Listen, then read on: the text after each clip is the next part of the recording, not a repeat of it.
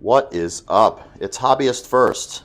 If you're a fan of High Elves or Warhammer the Old World in general, oh boy, are you going to love this.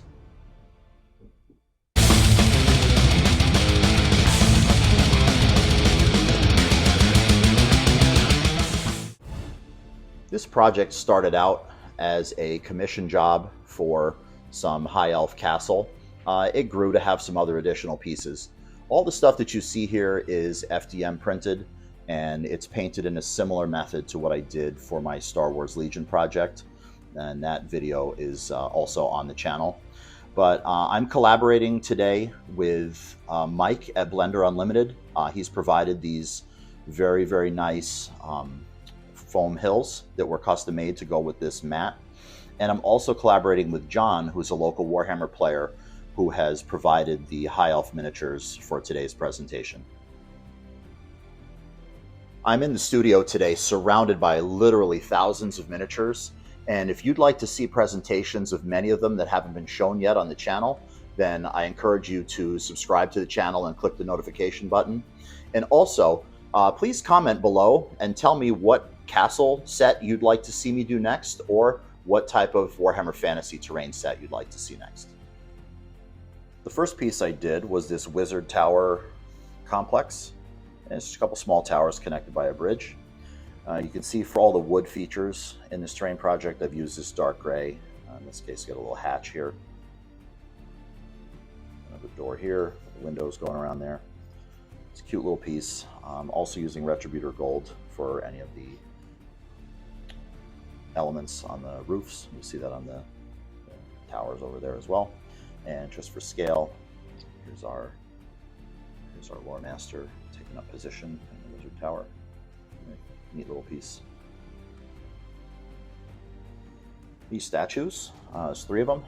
These are what would be an intact statue. They did come in multiple parts though. I'll show you, this is what they look like when they're in their parts.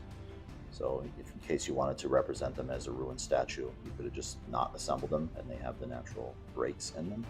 So you got like the head chunk. And over here, it's like the arm and the spear is broken off. And those fit on the ground like that, just to represent some ruin, some battlefield debris. Made this obelisk before getting started on the castle, right? We're still in the starter pack of tabletop stuff, and the castle was a whole separate project. But this piece got some cool runes that are colored with a Nihilak oxide. Is that special effect blue paint, little white highlights there. So I've done all the gems throughout the whole project, and I've chosen Retributor gold again as the toppers for all the towers there. Some detail there, and just for scale, what the wizard looks like next to that. That's about at 8 inches tall. Here's one of the towers, and the tops are removable because I have see on the bottom here, I have an alternate top for two of them. I'll show the top in a little bit more detail. So it's this very neat pattern. Took well to a dry brushing, and also used some contrast paint to do the edges in there. Look at the detail of all these windows. There's 12 of them. That gold topper. And show you what the other castle tower top looks like. There's 2 of them in the set, so we could have two roofed and 2 open ones, or this could just be fielded as a watchtower or an outpost in your games. I mean, you know, put that on there too as an outpost. They look pretty cool just on their own, not part of a castle, because how often are you using a castle in your games? But I'll show you the scale there. We have our wizard board showing on the top. Oh, and each tower has a door, and that door is at a 45-degree angle facing to the inside of the courtyard, and then the walls match up perfectly right there and there. You see in the background over there. And each one of these has a little window. We have a wall section here. No, it is not all one piece. I've I finished the project up by gluing 2 sections together because I felt like it was going to be just too much masking to get there. But this is two pieces. You can see the walkway. It's got a door, and the door's got a curved. This wall's got a curved thing, and that contour matches up with the tower contour. And you have this cool thing. This goes like, I could just show you. That matches up right there to that door. That's real clean right there. Another thing that I did is on the edges of everything, you can see where pieces like match up. I painted the shadows in, so it may look weird, because it's just a standalone piece, but I painted the shadows in wherever another piece is going to be, so that the shadows are always there, even if you're using it in its modular fashion. Let's take a look at the gate section.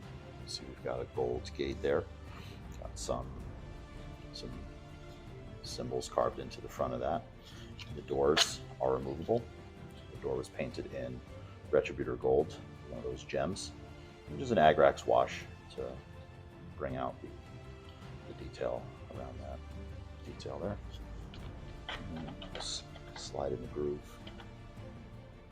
on the bottom. And there's two of those. So there's another door section back there. And we've got these wall sections here. They have a solid piece in the middle. So much like the other ones where these break off, these have a solid chunk. So this wall could be assembled in a configuration with 4 sections, or you can have that 5th one there, or I suppose you could even add several of them together and make a really long wall, and you just have smaller ones on the sides. So there's four of these pieces. There's 2 solids and there's 2 gate that you can work with when you're building your castle. Starting out in this presentation of beautiful painted High Elf miniatures, we have John's High Elf Prince on Star Dragon.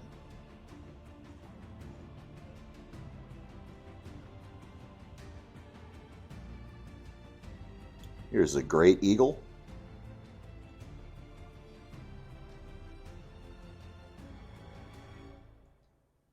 These are Phoenix Guard.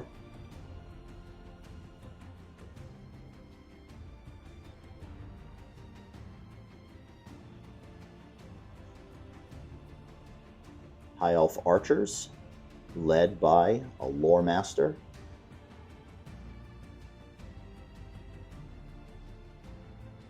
Here's a High Elf Noble on a Lion Chariot. We got some Silver Helm Knights with a mounted Prince.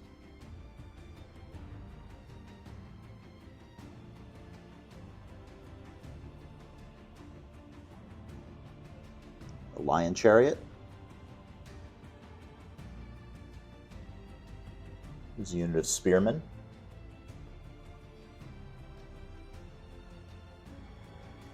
White Lions.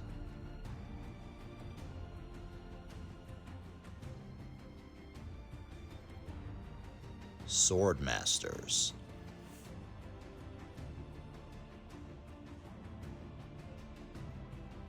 I mentioned that I've been working with Mike at Blender Unlimited, and here are some of his really cool grass hills that he made to match up with this grass mat that I have here. This is a fat mat, tableware fat mat.